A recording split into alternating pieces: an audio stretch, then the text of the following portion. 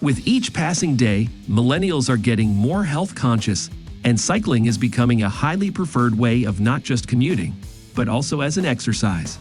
While cycling is considered a very fun and engaging activity, it is also prone to accidents. Governments and communities are also developing infrastructure across cities for cyclists. However, safety is a major concern as there is no real-time incident tracking.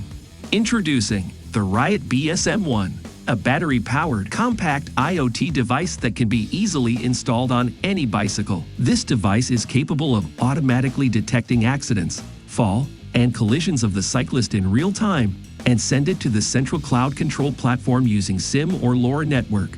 The cyclist can use the SOS button on the device to trigger the alert in case of emergency. The platform also shows real-time location of the cyclist, which can be used to find accurate incident spot while sending automatic alerts to the nearest support team, with all required details ensuring quick response and low fatality rate.